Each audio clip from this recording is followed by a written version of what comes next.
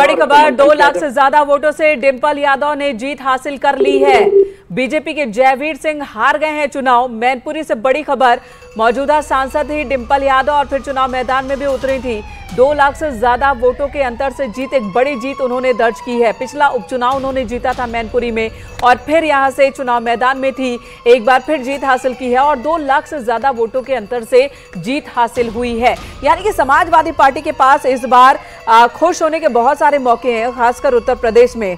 फखरुल हसन साहब हमारे साथ मौजूद हैं, उनके पास चले, उनके जश्न में शामिल हुए। उससे पहले वीरेंद्र चौधरी जी आपके पास आते हैं। अगर समाजवादी पार्टी और कांग्रेस का गठबंधन यूपी में इस तरह से करिश्मा कर रहा है, तो वो करिश्मा बाकी जगहों पर क्या आपको देखने को मिली?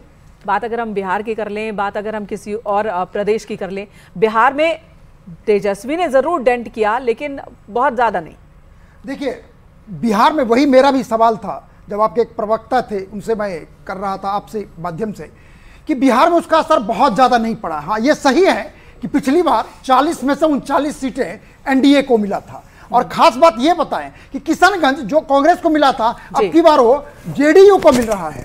ठीक है। और जहां तक उत्तर प्रदेश का सवाल है, वहां पे कास्ट कॉम्बिनेशन, नैरेटिव, सारे के सारे जिस तरह का यहां पर हुआ है, बिहार में नहीं हुआ है। जैसे मैंने अभी कहा कि वहां पर Congress, SP, BSP on record, of record, सारे वोट एक जगह इकट्ठा हो गए हैं। नेचुरल है, यदि बिहार में भी इस तरह का होता तो परिणाम उल्टा होता। लेकिन अब देखिए, 244 सीट पर बीजेपी लीड कर रही है। यदि आप सिर्फ 30 सीट जो यूपी में लूज कर रही है वो आप जोड़ दीजिए, तो निश्चित रूप से बीजेपी का भी बल्ले बल्ले होता दिखाई देता। लेकिन ऐसा नहीं हो रहा है। लेकिन बात यहीं पर नहीं रुकी है। राजस्थान में भी बीजेपी को 10 सीटों का नुकसान हुआ है।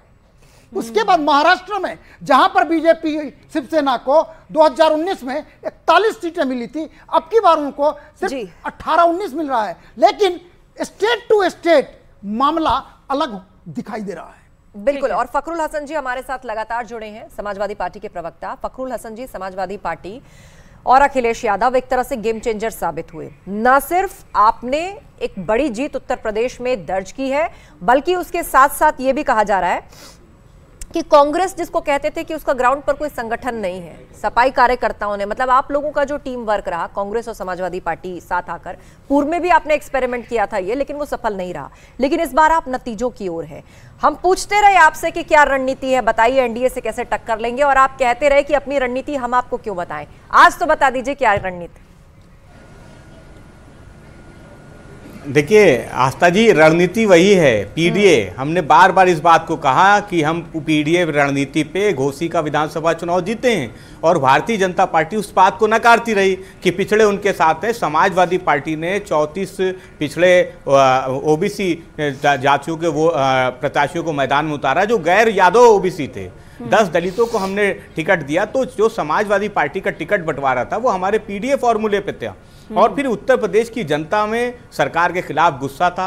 लगातार नौजवानों के पेपर लीक हो रहे थे, नौजवान गाड़ियों में बस के, ठीक है, इसी पर रिएक्शन आलोक वर्मा जी का भी ले लेते हैं। आ रहे थे और जब इसी पर रिएक्शन आलोक वर्मा जी का भी ले लेते हैं। आलोक जी, पीडीए को आप बार बार परिवार डेवलपमेंट पार्टी अलायंस कहते रह गए, लेकिन लगता है कि पीडीए में यूपी की जनता ने, मतदाताओं ने भरोसा दिया। चाहे वो दलित मतदाता हो जो पहले बीएसपी के साथ था, इस बार आपको उम्मीद थी कि आप और ज्यादा सेंधमारी करेंगे, लेकिन वो बीएसपी को न मिल करके वो गए सपा और कांग्रेस के पास। वैसे ही गैर यादव ओबीसी वो भी छिटक गए आपके पास से, ऐसा लग रहा है। कहाँ की राजनीति चली हो तो मैं पहले से आपसे कह रहा हूँ, जात जवाब की राजनीति चली है। जातियों का गठजोड़ उन्होंने बनाने की जो कोशिश की वो चला है। साथ ही जो गफलत में डालने की कोशिश की गई थी, राहुल गांधी जो एक छोटी सी संविधान की किताब लेकर के जाते थे और कहते थे कि भारतीय जनता पार्टी अगर सत्ता में आई तो आपका संविधान बदल देगी, आपका आरक्षण खा जाएगी, आपका आरक्षण भी ले जाएगी। तो जो गफलत में डालने की उन्होंने कोशिश की थी वो उत्तर प्रदेश में चल गया। निश्चित रूप से हमने काम बहुत किया था।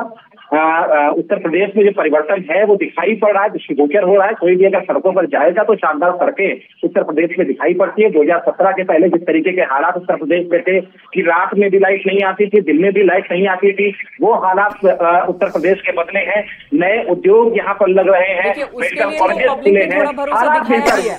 लेकिन उत्तर प्रदेश में उत्तर प्रदेश में 2022 में भी तस्वीर बदली थी अगर वोट परसेंटेज के लिहाज से कहें, और उस वक्त समाजवादी पार्टी के समर्थन में बहुत सारे लोग गए थे, वोट उनको अच्छा खासा मिला था।